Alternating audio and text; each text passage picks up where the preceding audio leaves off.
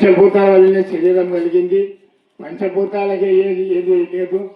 అటువంటి పనులు అవి చేస్తే కానీ నేను అనేది మాట శాశ్వతం కాదు. మరి దీని నుంచి ఎన్నో కోపాలు తాపాలు వస్తాయని చెప్పి చక్కగా ప్రబోధించారు. కానీ ఒక విషయంలో మన గురుభక్తులం కాబట్టి ప్రతి ఒక్కరు కూడా అందరికంటే మనం చెప్పలేము. గురుభక్తులు మాత్రము ఇటువంటి దాన్ని బాగా అర్థం చేసుకొని ఏ ద్వేషాలు కానీ దోషాలు కానీ ఏమి లేకుండా ఈ పంచభూతాలకు ఎట్లయితే ఏ అహం లేదో ఒక్క పంచభూతాలకి అహం లేదన్నప్పుడు ఆ పంచభూతాల శరీరం నేననేది ఈ పంచభూతాల సత్తా ఇచ్చేటంటే అణుస్వరూపంగా ఉంది కదా. ఆ అణుస్వరూపాన్ని తెలుసుకున్న తర్వాత అది మరి ఎలా ఉంది అంటే అటువంటి స్వరూపం తానై ఉండాలి. అటువంటి స్వరూపం తెలుసుకున్నానని ఉంటే మాత్రము మళ్ళీ అహమే వస్తుంది.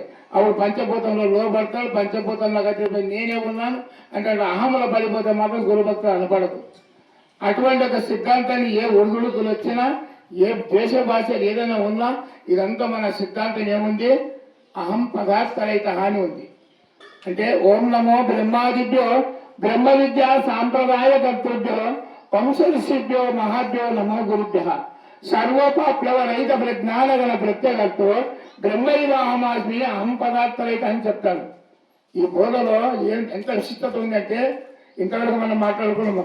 లేదంటే మన బోధ చిన్నగా పెద్ద చాలా గొప్పదా అంటుంది. ఎక్కడ చెప్పమాట చెప్తుందా? కానీ మన బోధ ఈ బోధ చాలా గొప్పదన్నాను. నాకు అనిపించింది ఈ బోధ కానీ చిన్నది ఇంకొకటి లేదంటాను. ఎక్కడ చిన్నది అంటే వ్యవసాయం చేసేవాళ్ళు బాగా తెలుసు. అది పంటలు వేస్తారు చూడండి. అంటే జొన్నలు సొద్దలు వేస్తారు కదా, ఆ సొద్ద కంకులు చేస్తారు. సొద్ద కంకులు చేసి ఏం చేస్తారంటే బాగా కంకి చక్కగా వస్తుంది. అది కంకి దాంట్లో శ్రద్ధలు అయ్యేంత వరకు చక్కగానే ఉంటుంది. అది వంగేదే లేదు. నేను అనుకుంటే ఉంటుంది. కాబట్టి నేను అన్నప్పుడు తన స్వరూపం తనకు తెలియదు. అహం పదార్థమైనటువంటిది నేనేటటువంటిది నేనే ఇంత ఉన్నా ఇంత ఉంది అనుకుంటుంది. కానీ అది కాదు. కొర్రలు ఉండాలి చూసినారు కదా మీరు, కొర్ర గింజలు, కొర్రల కంకులు, అది అప్పటికి ఇట్లా ఉంటుంది. మన బోధ ఎట్లాంటిదంటే తల వంచబోధ కానీ తల ఎత్తే బోధ కాదు. మన బోధ అహం పదార్థరహిత. శ్రీకృష్ణ పరమాత్మ అర్జునుకు ఉపదేశం చేస్తాడు. సర్వధర్మాలు పరిత్యజ్య మామేకం శరణం రజ అహంకా సర్వపాపికో మోక్షేశ్వాస అని చెప్తాడు కృష్ణుడు అర్జునుడికి. అర్జున నీకు ఇంతవరకు నేను ధర్మాధర్మంలో బోధించనా, కానీ మోక్షం అనేటటువంటి చెప్పలేదంటాడు. మరి ఎట్లా నేను సన్నిధంగా ఉంటాను ఎందుకు చెప్పలేసానంటే లేదు. అహం పదార్థరహితమంటే మామూలు కాదు. సర్వధర్మాలు పరిత్యజ్య. ఏది ఇక్కడ ధర్మాధర్మం అనేది అంటులాడటమే కదా, అది కాదు. ఏ జ్ఞానంతో నేను ఎరుగుతున్నావో అట్టి ప్రజ్ఞాన లక్ష్యార్థమనుభవంబు నీ స్వరూపంబు నిత్యం వంచపదం అంటాడు. అట్టి నిజమైనటువంటి తత్వాన్ని తెలుసుకొని నేనంటుంది కాబట్టి అట్టి పదాన్ని తెలుసుకున్నావు కాబట్టి అటువంటి జ్ఞానం నీలో నేను మాట్లాడుతున్నా కాబట్టి ఆ దాన్ని విడిచిపెట్టి మాట్లాడంటాడు. జ్ఞానం ధర్మం అంటే శుద్ధ జ్ఞానం, అజ్ఞానం అంటే అధర్మం. అందుకని ధర్మాధర్మములను పరిత్యక్ష విడిచిపెట్టు నన్ను ఒకటి శరణబొందు ఉంటాడు. ఇక్కడ జ్ఞానాజ్ఞానం విడిచిపెట్టి ఏముంటుంది? ఇక్కడ తల వంచబోధ ఉంటుంది. అక్కడ పాదముల కళ ఉంటుంది. అక్కడే శ్రీ గురు చరణం భవ భయ హరణం. భవం అంటే పుట్టుట, భయం అంటే సచ్చుట. ఈ సత్యాన్ని పుట్టుక లేకుండా చేసేటటువంటిదే సద్గురు చరణం.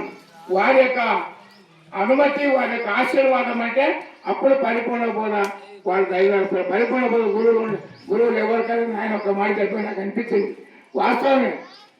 ఎందుకంటే అందరు తల ఎత్తే బోధ ఉండదు, దించే బోధ లేదే. ఒక పరిపూర్ణ బోధ అంటే పరిపూర్ణ గురువులకే స్టార్ట్, కానీ మనకు కాదు. ఎందుకు పరిపూర్ణ గురువులు పరిపూర్ణ బోధ చేసినప్పుడు ఇది పరిపూర్ణం కదా, ఇది ఎరుక కదా అనేటటువంటి నిర్ణయం చేయనటువంటి వాడు ఎట్లా ఉంటాడంటే వాడు ఎప్పటికి తల వంచి ఉంటాడు. అటువంటిది అక్షరబోధ. అటువంటి ఒక సిద్ధాంతము అందరిలో కూడా ఆ భావం కలగాలని, అందరు కూడా అహంరహితం కావాలని, దేశ భాష ఏమన్నా ఉన్నా వ్యక్తిగతంగా అన్ని కొన్ని మర్చిపోవాలని, వాళ్ళందరూ మన సోదరులని, వాళ్ళందరూ మా తల్లి బిడ్డలమని, మన మందలో పోతే పాదంలో పుట్టినామని చెప్పి భావన చేసుకుంటూ మనము ప్రయాణం చేయాలని చెప్పి మనవి చేస్తున్నాం. మంచిగా చెప్పాడు, సంతోషం. ఇప్పుడు